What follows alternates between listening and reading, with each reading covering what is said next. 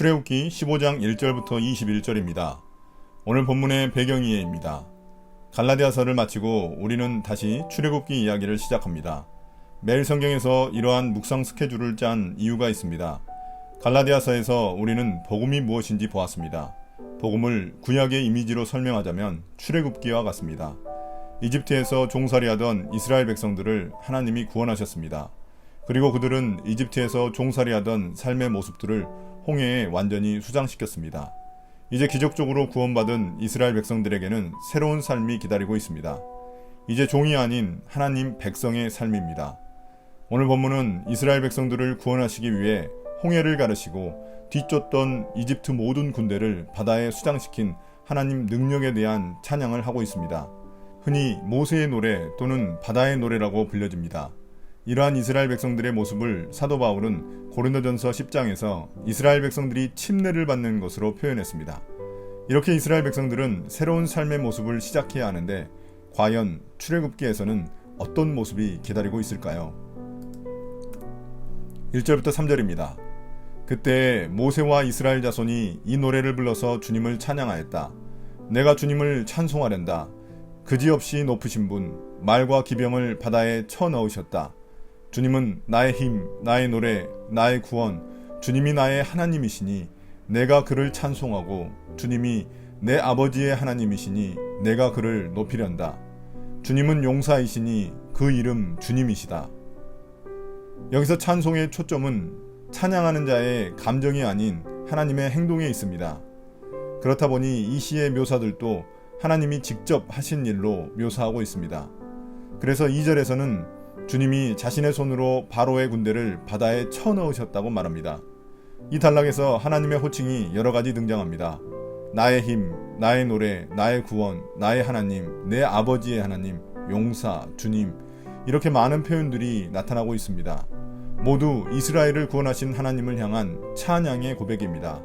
특히 내 아버지의 하나님이란 표현은 떨기나무 한가운데서 주님이 모세에게 말씀하신 사건을 반영합니다. 그때 주님은 모세에게 아브라함의 하나님, 이삭의 하나님, 야곱의 하나님이라고 자신을 계시하셨습니다. 4절부터 10절입니다. 바로의 병거와 그 군대를 바다에 던지시니 빼어난 장교들이 홍해에 잠겼다. 깊은 물이 그들을 덮치니 깊은 바다로 돌처럼 잠겼다. 주님, 오른손이 권능으로 영광을 드러내셨습니다. 주님의 오른손이 원수를 쳐 부수셨습니다. 주님께서 큰 위엄으로 주님을 대적하는 사람들을 내던지셨습니다. 주님께서 분노를 일으키셔서 그들을 건불처럼 살라버리셨습니다. 주님의 콧김으로 물이 쌓이고 파도는 언덕처럼 일어서며 깊은 물은 바다 한가운데서 엉깁니다. 원수는 말하기를 내가 그들을 뒤쫓아 따라잡고 약탈물을 나누며 나의 욕망을 채우겠다. 내가 칼을 뽑아 그들을 멸망시키겠다 합니다. 그러나 주님께서 바람을 일으키시니 바다가 그들을 덮었고 그들은 거센 물속에 납덩이처럼 잠겨버렸습니다. 이 단락에서는 하나님이 하신 일을 다양하게 묘사하며 찬양하고 있습니다. 하나님이 그의 주권적 권능으로 마치 용사의 모습으로 자신의 백성들을 구원하셨습니다. 하나님은 혼돈과 두려움의 상징인 바다의 깊은 물을 움직여 바로의 군대를 심판하셨습니다. 그들은 앞서 10차례의 재앙을 통한 주님의 경고에도 불구하고 명령에 불복종하며 주님께 대적하였고 주님의 분노를 일으켰습니다.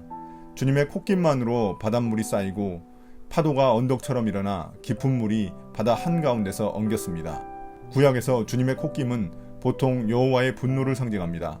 주님의 분노의 바람이 홍해바다를 갈랐음을 묘사하고 있습니다. 그럼에도 불구하고 이집트 군대는 어리석게도 교만과 탐욕의 모습을 드러냅니다. 이에 주님은 분노의 바람을 일으키셔서 바닷물로 그들을 덮으셨고 납덩이처럼 완전히 물에 잠겨 나오지 못하게 하셨습니다. 하나님께 불복종하고 교만과 탐욕을 드러낸 심판의 결과입니다. 11절부터 13절입니다. 주님, 신들 가운데서 주님과 같은 분이 어디에 있겠습니까? 주님과 같이 거룩하시며 영광스러우시며 찬양받을 만한 위엄이 있으시며 놀라운 기적을 일으키시는 그런 분이 어디에 있겠습니까? 주님께서 오른팔을 내어 미시니 땅이 대적을 삼켜버렸습니다. 주님께서 한결같은 사랑으로 손수 구원하신 이 백성을 이끌어주시고 주님의 힘으로 그들을 주님의 거룩한 처소로 인도하여 주십니다. 이제 모세는 하나님의 능력을 찬양하는 데서 주제를 바꿔 하나님을 찬양합니다. 앞에서는 주님이 바다를 지배하시는 분으로 묘사했지만 여기서는 땅을 지배하는 분으로 묘사하고 있습니다. 모든 신들과 주님을 비교하며 주님과 같이 거룩하고 영광스러운 분은 없고 오직 그분만이 바다를 가르신 기이한 일을 행하신 분임을 선포합니다.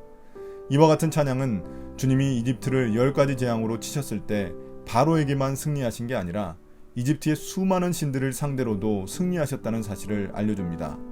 12절에서 주님께서 오른팔을 드셨다는 것은 모세가 지팡이를 든 것을 연상시킵니다. 또한 땅이 이집트 군대를 삼켰다는 말은 그들이 죽음의 지하 세계로 떨어졌다는 의미입니다.